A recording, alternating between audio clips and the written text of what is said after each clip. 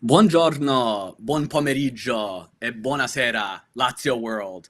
Welcome to our instant reaction pod. Consider this stoppage time as we review Lazio's massive 2-0 victory over Celtic in Champions League. I'm your host, Shawn McIntosh, and today I have the honor of being joined by special guest, Stephen Scarpulla. Stephen, welcome to the show. Great to be here. Stephen, this is a fun one to have you on. Obviously, we went from the lowest of lows over the weekend with a dreadful performance against bottom of the table Salernitana, and I don't want to spend too much time rehashing that because here we are today, much better days. How are you feeling? I feel incredible because, as we said prior to going live, I thought that the match in Salerno was 15 years ago, maybe was acceptable, but hasn't been acceptable since then. So, yeah, for the King to deliver. Amazing, right? And boy, does our beautiful, wonderful Lazio love to just tug at our emotions because it's never easy. You never know what you're going to get with this beautiful club that can cause us all the headaches in the world. But here we are today on the right side of a match, having clinched all 3 points. Give me your 3 words or less to describe this one, Stephen. Thank you, Chiro. Love it. My 3 words are pretty aligned with yours, and take your pick of the litter. Ciro is back. The King returns. È sempre lui. What an honor it is to have Ciro Immobile at this club for so many years. Has delivered and delivers in the biggest of matches. You know, it's funny.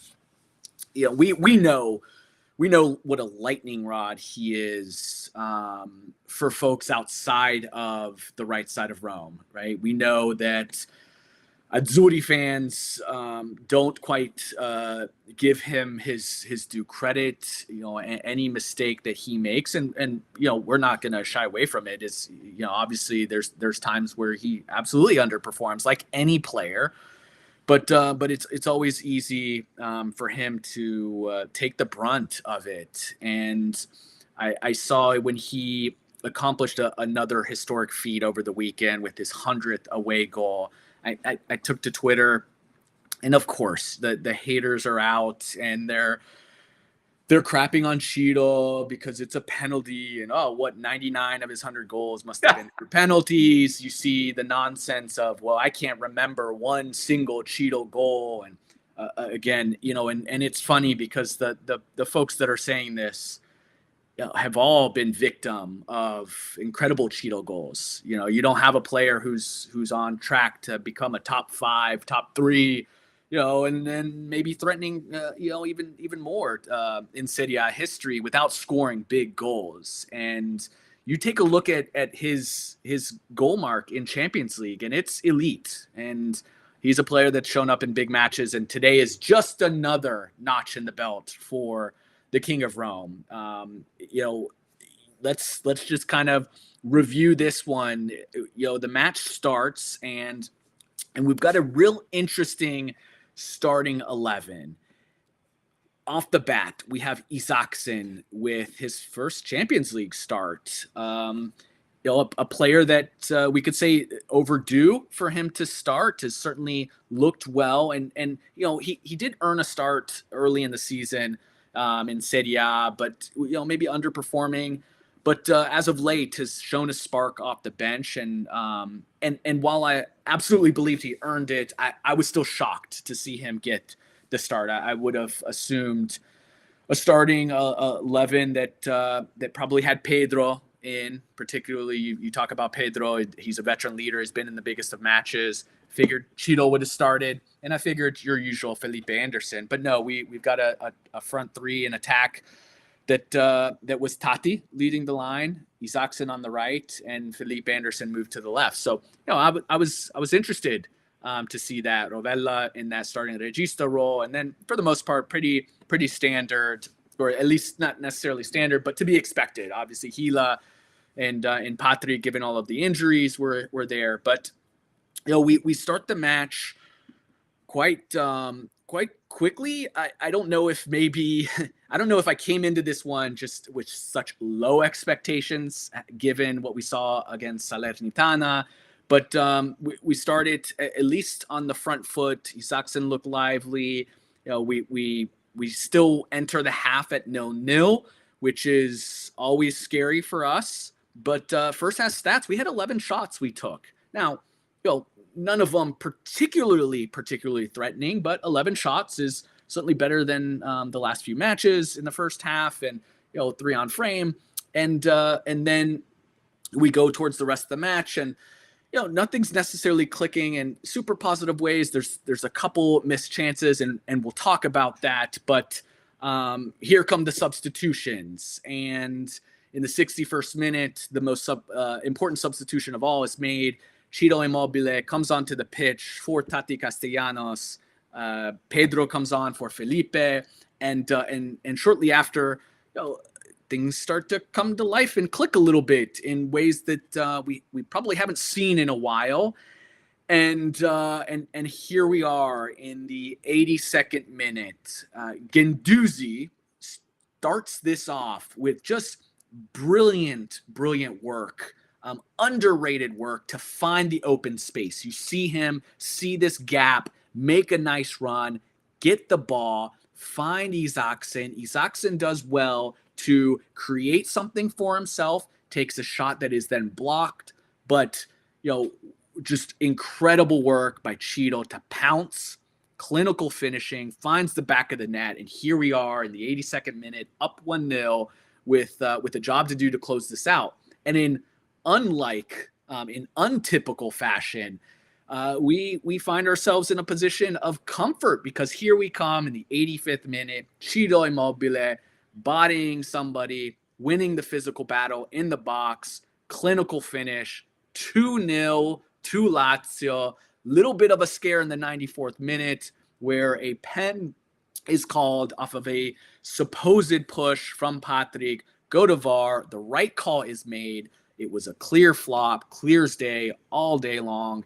And we escaped this one with a clean sheet, 2 goals for our king, 3 points, and now we wait for the result. We are recording here at 3:02 Eastern Time, the United States of America, prior to these second round of matches starting. The important one for us, Atletico versus Feyenoord.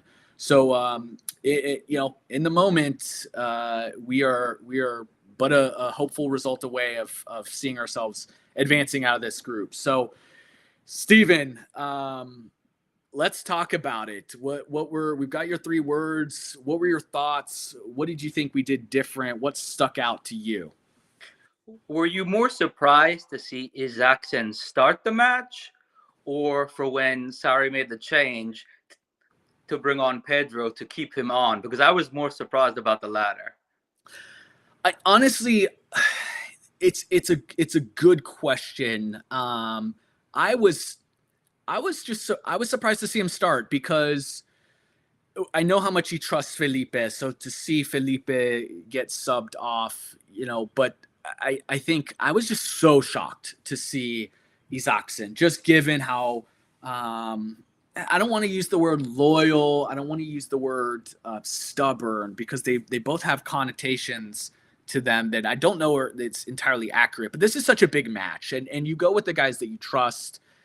And I think this is such a positive sign from Sarri, and I will give him credit, because I think players under Sarri do earn opportunities, and then it is on them to take advantage of them. And Isaacson is a player that has taken advantage of the few minutes he's been given, and now has earned this. And I thought all match long he was the catalyst for this mentality shift in this match. Again, it's not a perfect offense. There was still a lot of things that need to be worked on, but we were more direct. The pace that he brings alongside Lazio, that's a dangerous right side. And I just felt like he with Guendouzi at Mezzala, Lazzari, and Isaacson, I think can be trouble for a long time because Lazzari only makes 30 years old this week. The other two are at oldest mid-20s, so that can be good for us. Absolutely. One thing I wanted to say is, and I don't think I'm being over the top here, that double substitution to bring on Chiro and to leave on Isaacson and bring on Pedro, for me, was the most important substitution that Sarri's made in his 2+ years here. Well, it was, and you know, for those that have listened to our podcast this season, Caleb and I have certainly been critical of Sadi at times. We've given him credit when due. We like to think we're pretty balanced in that area. You know, one area that we have given Sadi credit for is his substitutions. I think by and large, for the most part, he's gotten them right, and I believe this is a side that has depth. So by using that depth, it's we've seen the substitutions come up massively, particularly in Champions League, right? Vecino coming on and making big plays, Pedro coming on, making big plays and winning games with goals, and today, obviously, Cheeto coming off the bench and doing what he does. So, you know, that's where you got to hat tip the skipper on this one, because he has done well and you know, maybe it lit a fire under players to lose starting spots, and you know, even the likes of Cheeto, maybe for him, you know, it's to be expected that he would be the starter in this one. I wasn't shocked by the inclusion of Tati, because we've kind of already seen that. You know, let's talk about your man in the match. We've obviously highlighted some players that have performed well. Who do you think stood above them all? It would be very easy to say Chiro because of the impact, but I'm going to say my man of the match is Isaacson, because he had an opportunity today and he claimed it. And you're right, his first start in the league when the team wasn't playing very well, he didn't do a good job. He wasn't as involved. But today I was very happy. He was very involved. And all of us remember him from last year with Michelin. You know, Yep. he tore us to pieces. So, you know, why not give him the opportunity to do it against, you know, albeit the champions, but a team from Scotland? I mean, I thought he did a great job. Yeah, I think I'm 100% aligned. Again, Cheeto did what Cheeto does, and you know, he did it in 30 minutes of play. But Isaacson, from the moment the ball was kicked off, I think he was the one that changed everything for us. I think he's what we've been asking for. He was so direct. It was as if, you know, my question with Isaacson was whether or not we would see this freedom with him starting a match, particularly in such an important one. There was a curiosity as to whether, you know, he looked so direct in some of these substitution appearances, because we were either, you know, we were chasing a goal, so it's easy to come in and just go out there and find one. You know, how would he perform, you know, from the jump? And today, you know, he did it. He proved that he can be a player. I think he was defensively sound enough, and he just gave us a little bit of life and spark and created dangerous opportunities. And again, it was a lot of his work that led to the first goal. So for me, absolutely earned, spectacular work. I mean, countless number of corners that he won. So fantastic work.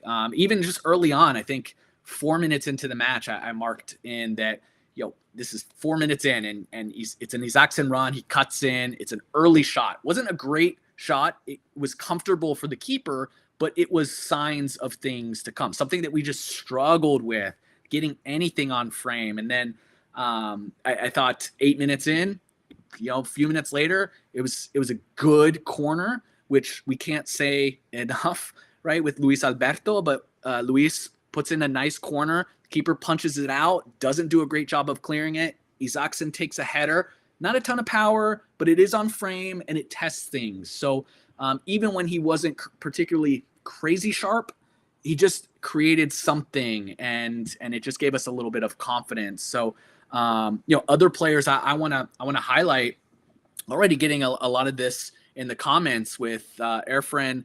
I'm probably going to butcher his name, but Goharian making a shout for Gila and Patrick, and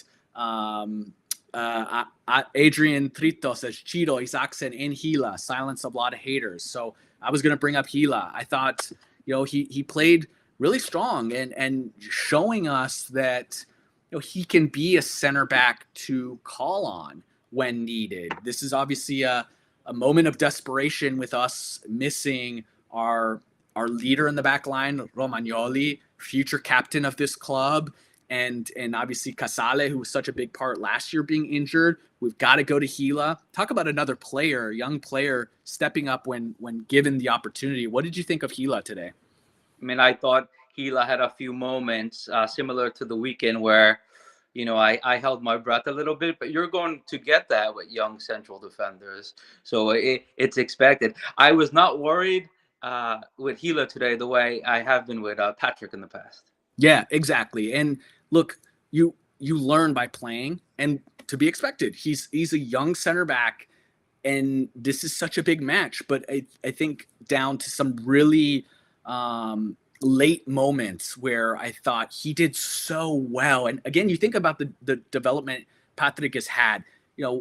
Patrick, unfortunately, and he's been such a scapegoat, and he contributed directly to goals conceded early on and boneheaded moments. But Gila, while there were maybe some shaky moments, he just came up big. I think about some particular moments late in the match. I think he had in the 69th minute, he has the ball and he's got a defender crowding him, pressing him, and he does well to turn his body, shift it, escape the pressure, and get us out of a tricky situation. Not anything but, a few minutes later, a really nice tackle, sticks in on his tackle, concedes a corner, but could have been a lot more dangerous with the ball in the box. So these are late minute moments that the match was still up in the air. And for a young central defender like that to come up big when he hasn't played,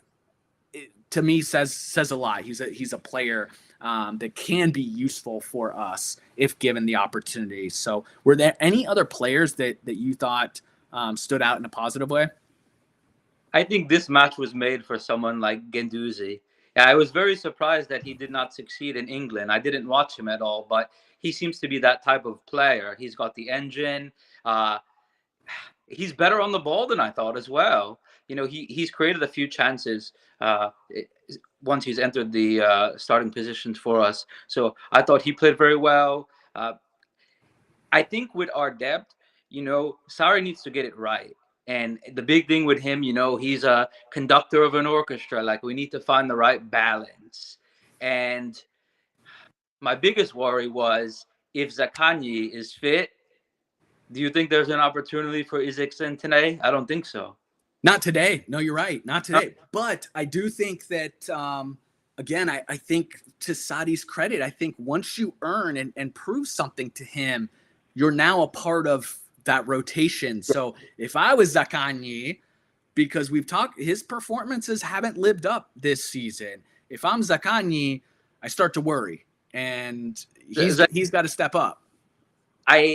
This is maybe too much detail, but when he married his social media wife and now they have a child, and I think he needs to focus more on his football or soccer or cultural career than the other things. Yeah, and he's currently in a little bit of contract dispute, might be harsh, but he's a player that based on his performances last year has come to the table asking for a raise from Lotito, and hard to ask for a raise when you're underperforming the way that you are. And so Here comes the young kid Isaacson. I think this is only going to lead to good things, right? I believe that iron sharpens iron, and when you've got a player that's young and hungry that can push the others, Felipe hasn't had to worry about losing his spot for a couple years. Zaccagni hasn't really had to worry about that. Pedro, can come in for a shift here and there, but he doesn't have a long-term future. So I think this is good for Lazio. This is good for us to have options to rotate, to give some players the breather that they need. What were your let's shift over to a little bit more of the negative. Who is your bidone of the match? My bidoni of the match is a player that when we signed this summer, I thought, being of my age, and watching Andrea Pirlo convert to a regista, I thought, could this player be that player for us?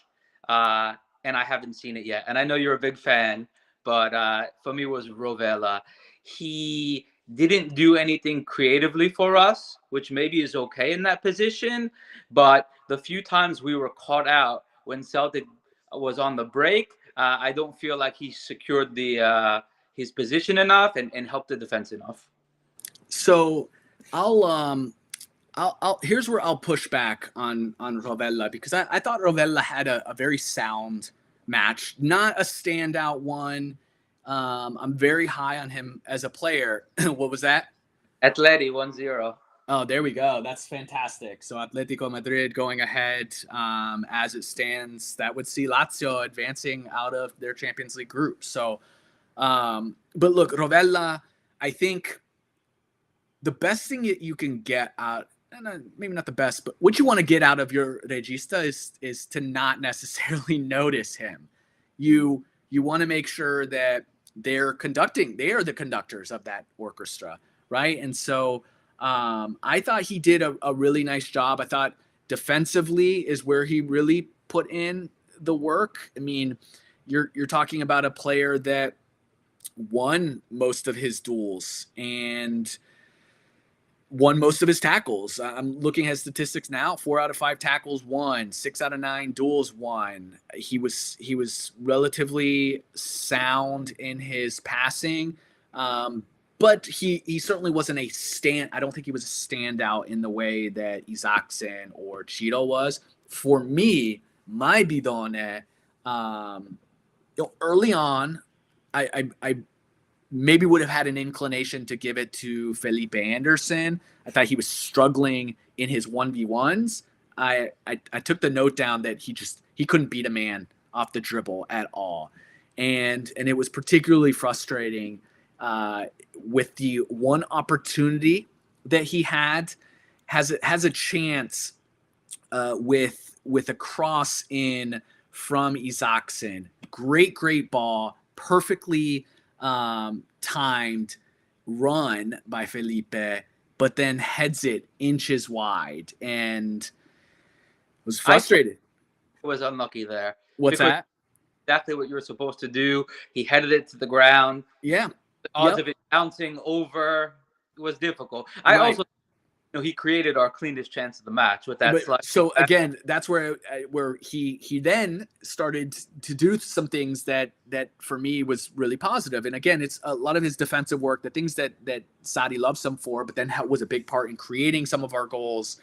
So then I started to look around and think and direct my attention to the player that was subbed off for Ciro Immobile. And so my bidone was Tati Castellanos, because he was invisible.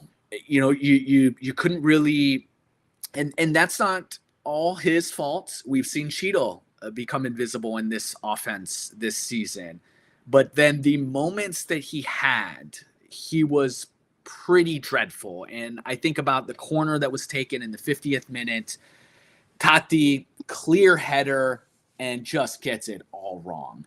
Not but 4 minutes later, has a second opportunity, a free header, and just absolutely awful by Tati. And so, we know that this attack has not been able to produce a ton of opportunities for our strikers. And when you're given 2, I don't like I'm going to give a little bit of a pass if it's not perfect, but he gets two of those wrong, pretty disastrous. And then you see the shift when Cheeto comes on and things start to open up a little bit more. Cheeto was really good at making his way back into play and winning the ball, being a little bit more of a link-up player. A nice little, Luis had an opportunity late in the game that was just fantastic work that includes Cheeto with a nice little flick to Luis.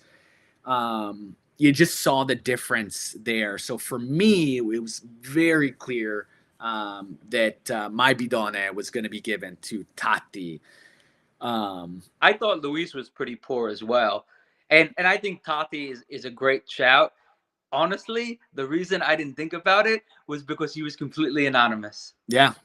I couldn't find a negative because nothing. Because it was nothing until he had some moments where I was like, wow, Tati, there you are. Tati, I forgot you were in the game. Yeah. Not all to his fault. And then you just get it all wrong. And look, Luis has the expectations for Luis. I don't think he was bad enough to be my bidone. But yeah, I expect a little bit better. I expect a level of sharpness. And we were fortunate, and what was so nice about this match was that the missed opportunities didn't come back to haunt us, and that's what's been frustrating this year is the lack of opportunities. And today we had some good opportunities. Felipe missed on his, Tati missed on his, Luis missed on his, and then we got a couple more, and Cheetah clinical as can be. So. Hopefully, tell me, Stephen, is this a sign of things to come, or is this an outlier, or is this just something limited to Champions League? What do you think this match means in the greater scheme of things? For the Sarri project, I think that this weekend was the bottom. You lose to a team that has no wins in the championship, playing without their number 9, playing without their keeper, one of their symbols, and we get nothing of it. So yeah, you have to look at it as a stepping stone. And if you look at the next couple of matches, I mean, we can really build on it. We've got Cagliari this weekend. They struggle to score goals. I want Sarri to worry less about the balance. 75% of the teams that Lazio are playing against, we are going to be the protagonist. Yep. So yeah, forget balance. I said that. I'm done with balance. Last year, Sarri wanted that balance, and it's why he left Luis Alberto off, and it didn't feel like there would be balance with Milinkovic-Savic and Luis, and until he scrapped that mindset. We finally started producing. Those two were able to play together because that's what great players do. They figure it out. As a tactician, of course, I understand you've got to put those players in positions to succeed, but we haven't succeeded this year with balance being the priority. And so I think what you saw today was a little bit more freedom to attack. And it's, to me, that is so critical that the players have a freedom to express themselves, to go out, to fail if they need to take some shots, to open the game up. It's why I want to see Kamada and Luis together, because I think both of them can play make. What's nice is obviously we've seen the work rate and the technical ability of a Guendouzi.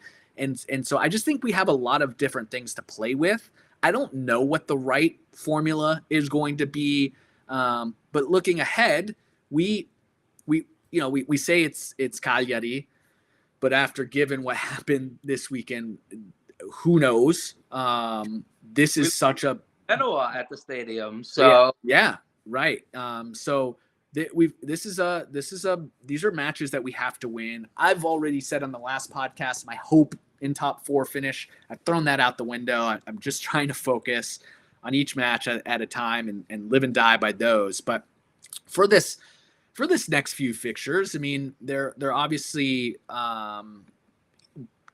they're matches that we should win. You've got Cagliari this weekend, Saturday. We've got the introduction of Coppa Italia against Genoa, and then we've got Verona before we wrap up our group phase in Champions League. Let's just look to this Saturday.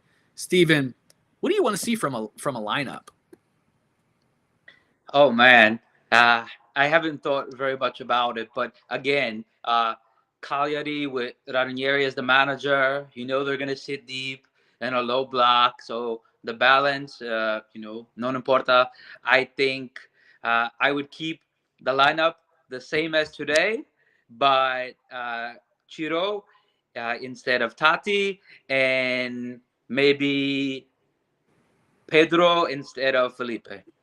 Yeah, I think I would agree. I'd go with that as well. It would be nice to see Zaxen get a run of games now, and he's absolutely deserved it. I think you might as well keep the midfield. Yeah, maybe midfield the same. It's like he's a child with all these toys. Yeah, some level of consistency would be nice.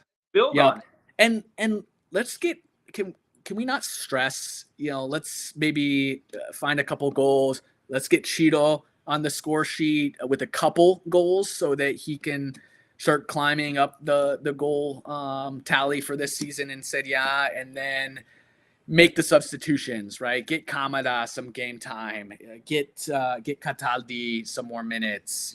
That'll be our opportunity to get guys chances to play and keep players fresh with a look to Coppa Italia. So how would you look, just speaking briefly, very briefly about Coppa Italia, are you using these early matches as an opportunity to give guys more minutes that haven't played, or are you using it as an opportunity to get our main players, our starting 11, just more opportunities to figure it out? What would your focus be? I can't believe I'm going to say it, but I'd like for a balance. Simply because teams like Genoa, whose only goal this season is to stay in A, will do a complete rotation in Coppa Italia if history tells us anything. So I think it will be an opportunity for us to make some changes, but nothing wholesale. I don't want to see the likes of Toma Basic or yeah, he's probably the only one I don't. Yeah. Well, Adrian Trito on YouTube chats in, Pellegrini should also get a start, and that's absolutely right. I've been shouting for Pellegrini to get more time. I don't know. I'm so perplexed by that one, because I thought in all of his appearances he's looked pretty good, and I think he's very wary to play Pellegrini and Lazio together. They're too similar. But again, it comes this mindset that Sarri can be so fixated on when it comes to this balance or this perceived notion that you can't play these particular players together. I'm just looking at performances. Everything else be damned. It's the same with Lazzari. Lazzari has performed, and he's come in and he's proven to be dangerous.